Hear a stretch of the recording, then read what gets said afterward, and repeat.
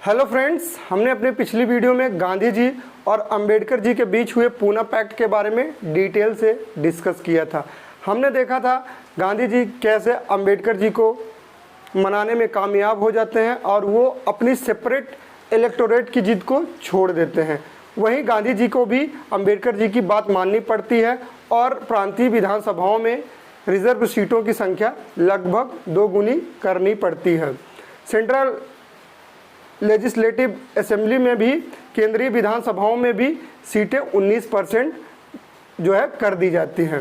इस स्लाइड में हम पढ़ेंगे कि कैसे अंबेडकर जी और गांधी जी दोनों ने दलितों के उत्थान के लिए काम किया। आइए स्टार्ट करें।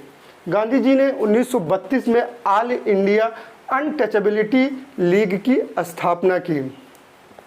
इसकी जो है 26 शाखाएं थी और इसकी स्थापना मुंबई में की गई थी और जो इसका मेन हेडक्वार्टर था वो दिल्ली में था।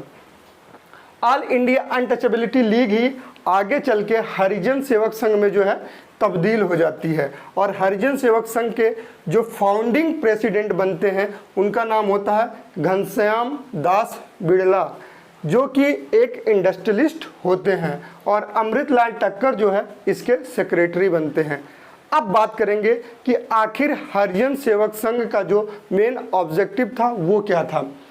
हरिजन सेवक संघ का मेन ऑब्जेक्टिव था समाज में जो छुआछूत था, जो भेदभाव था, उसको जो है समाप्त करना था। इसके लिए गांधी जी लगातार प्रयासरत थे और इस कैंपेन के द्वारा ही दलितों को मंदिरों में प्रवेश मिलने लगा, स्कूलों में प्रवेश मिलने लगा, हॉस्टलों में, होटलों में और तालाबों में वो अब नहा सकते थे, पानी पी सकते थे। जो सबसे खास बात रही हरिजन सेवक संघ कैंपेन की वो थी ए बैद्यनाथ अय्यर ने अपने कुछ साथियों के साथ जो है मीनाक्षी टेम्पल मदुरै में जो है बहुत फेमस टेम्पल है, वहाँ पे वो प्रवेश करते हैं। यानी कि जो दलितों के साथ भेदभाव किया जाता था उस भेदभाव को उन्होंने ख़त्म करने का प्रयास किया और मंदिर में वो एंट्री करते हैं। अब बात करते हैं अंबेडकर जी के बारे में। अंबेडकर जी ने 1924 में दलितों के उत्थान के लिए बहिष्कृत हितकारिणी सभा की स्थापना की। आपको पता है वो लगातार 1927 से ही, कह लीजिए 1919 से, जब भारत मॉन्टेग्यू चेम्सफोर्ड सुधार आया तभी से ही सेपरेट इलेक्टोरेट की बात कर रहे थे और अंबेडकर जी ने एनिहिलेशन ऑफ कास्ट यानी जातियों को समाप्त किया जाए नाम का एक लेख लिखा था। ठीक है, हु वर शूद्रास नाम की उन्होंने एक किताब लिखी जो ज्योतिबा फूले जी को समर्पित थी। अब बात करते हैं कि गांधी जी और अंबेडकर जी की जो आइडियोलॉजी थी वो क्या थी। गांधी जी दलितों को सोशली एम्पावर्ड करना चाहते थे, यानी कि जो समाज में जो कुरीतियाँ थीं, जो डिस्क्रिमिनेशन थे, उसको समाप्त करना चाहते थे, जबकि अंबेडकर जी उन्हें पॉलिटिकली एम्पावर करना चाहते थे, उन्हें सेपरेट इलेक्टोरेट देना चाहते थे, उन्हें ज़्यादा से ज़्यादा पार्टिसिपेशन देना चाहते थे। ठीक है, तो इस तरह से हम देखें दो महान नेताओं ने दलितों के उत्थान के लिए अपना पूरा प्रयास किया और अपना पूरा योगदान दिया। जहां गांधी जी दलितों को सोशली एम्पावर्ड करना चाहते थे, जो समाज में कुरीतियाँ थीं, जो भेदभाव थे, जो छुआछूत थे, उन्हें समाप्त करना चाहते थे, वहीं दूसरी तरफ अंबेडकर जी उन्हें पॉलिटिकली एम्पावर्ड करना चाहते थे, उन्हें सेपरेट इलेक्टोरेट देना चाहते थे, उनका जो है ज़्यादा से ज़्यादा पार्टिसिपेशन हो, उन्हें रिजर्वेशन देना चाहते थे। इस तरह से दो महान नेताओं दोनों ने दलितों के लिए अपने स्तर से बहुत ही बढ़ चढ़कर काम किया और दलितों की दिशा और दशा सुधारने में महत्वपूर्ण भूमिका निभाई। अब हमारा आज का पहला सेशन जो स्टार्ट हो रहा है वो 1936 का, ये सेशन लखनऊ में हुआ और इसके प्रेसिडेंट बने थे जवाहरलाल नेहरू। फ्रेंड्स, 1936 में ही सिंध को जो है बॉम्बे से अलग कर दिया गया था। हमने अपनी पुरानी वीडियो में डिस्कस किया था कि कैसे 1927 के अधिवेशन में कांग्रेस ने सिंध को बॉम्बे से अलग करने की डिमांड रखी थी। साथ ही साथ जिन्ना ने भी अपनी 14 सूत्री मांग में सिंध को जो है बॉम्बे से अलग रखने की डिमांड रखी थी। अब बात करेंगे 1937 के सेशन के बारे में। यह जो है फैजपुर महाराष्ट्र में हुआ। ये पहला सेशन था जो किसी गांव में हुआ था। और इसके भी प्रेसिडेंट कौन बने थे? इसके भी प्रेसिडेंट बने थे पंडित जवाहरलाल नेहरू। यहाँ पे मैं लिखना भूल गया हूँ, आप लोग लिख लीजिएगा, पंडित जवाहरलाल नेहरू। ठीक है। और 1937 में क्या हुआ? All India national education conference हुआ वर्धा में। इसकी अध्यक्षता गांधी जी ने की थी। और 1937 में ही जो 1936 में चुनाव हुआ था उसका रिजल्ट डिक्लेयर हो गया था।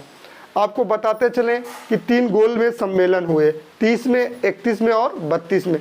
इन तीनों गोलमेज सम्मेलनों के फलस्वरूप जो है 1935 भारत शासन अधिनियम आता है। और भारत शासन अधिनियम में के द्वारा ही 1936 में जो है भारत में चुनाव होता है और प्रांतों को जो है ऑटोनॉमी, स्वायत्तता दे दी जाती है।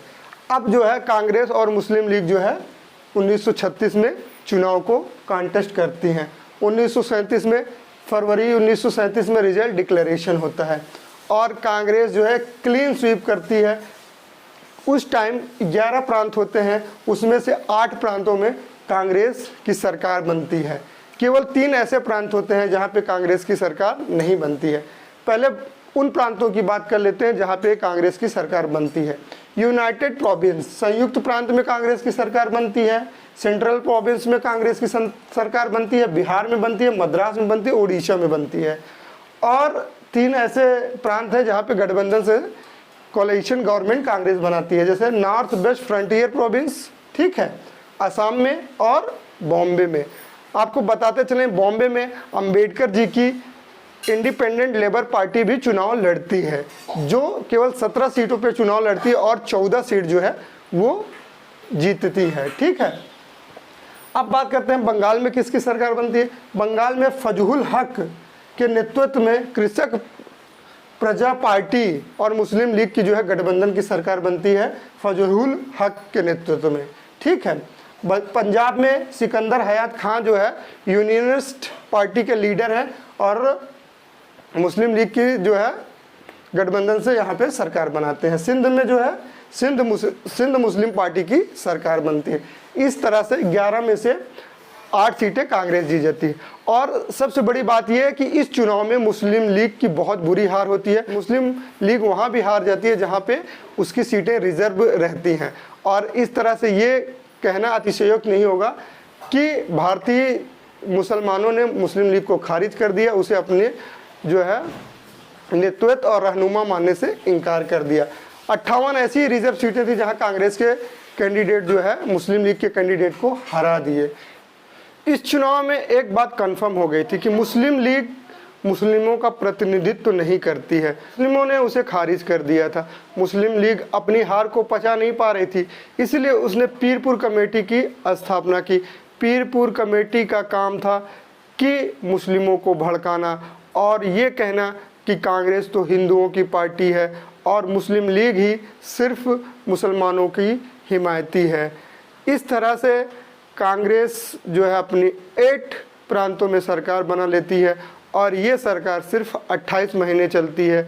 1939 में जब द्वितीय विश्व युद्ध की शुरुआत होगी, लॉर्ड लिथिगो भारतीयों से बिना कंसल्ट किए जब भारत पे द्वितीय विश्व युद्ध थोप देगा तो कांग्रेस जो है रिज़ाइन कर देगी। फ्रेंड्स, अब इस बात करेंगे 1938 के सेशन के बारे में, जो हरिपुरा, गुजरात के हरिपुरा में हुआ था और इसके प्रेसिडेंट बने थे सुभाष चंद्र बोस। 1938 की जो सबसे इम्पोर्टेंट बात थी वो थी नेशनल प्लानिंग कमेटी की जो है स्थापना होती है। ठीक है। और इस सेशन में पूर्ण स्वराज की मांग को एक बार फिर दोहराई जाती है, लेकिन इस बात खास बात यह है कि इसमें प्रिंसली स्टेट को भी शामिल किया जाता है, क्योंकि फ्रेंड्स उस समय भारत में 2 तरह के स्टेट होते थे। एक स्टेट वो जो डायरेक्ट ब्रिटिश गवर्नमेंट के जो है अंडर में होते थे, उनकी संख्या मात्र 11 थी, और प्रिंसली स्टेट कई सारे छोटे छोटे प्रिंसली स्टेट थे।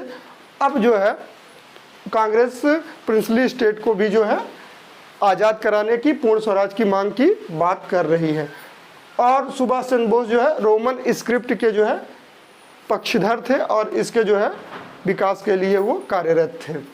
1939 के सेशन के बारे में अगर बात करें तो ये सेशन जो है त्रिपुरी में हुआ। त्रिपुरी जो है मध्य प्रदेश में है।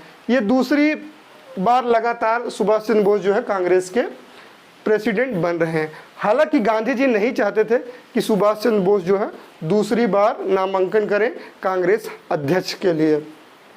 कांग्रेस के अध्यक्ष के लिए सुभाष चंद्र बोस जो है अपना नामांकन ना करें, इसीलिए गांधी जी ने अपने कैंडिडेट पटाभी सीतारामैया को जो है उन्होंने नॉमिनेट कर दिया।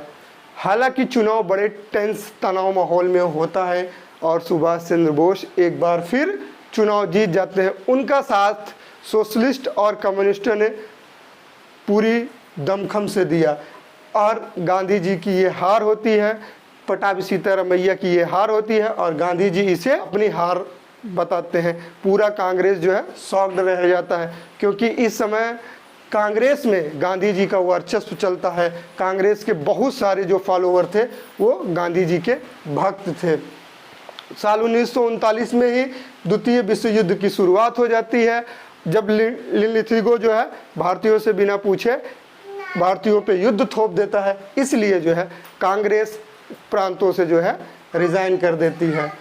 सुभाष चंद्र बोस और गांधी जी के बीच टकराव की जो मुख्य वजह थी, गांधी जी जहां नॉन कोऑपरेशन और अहिंसा के पुजारी थे, वो जो है अहिंसा के माध्यम से जो है आज़ादी दिलाना चाहते थे, वहीं सुभाष चंद्र बोस जी आर्म स्ट्रगल में विश्वास करते थे, मास स्ट्रगल में विश्वास रखते थे और उनका मानना था कि जब तक जनता की भागीदारी नहीं होगी, जब तक सशस्त्र विद्रोह नहीं होगा, हम अंग्रेज़ों को भारत से नहीं भगा पाएंगे। हालांकि गांधी जी भी सेकुलर थे और सुभाष चंद्र बोस जी भी सेकुलर थे।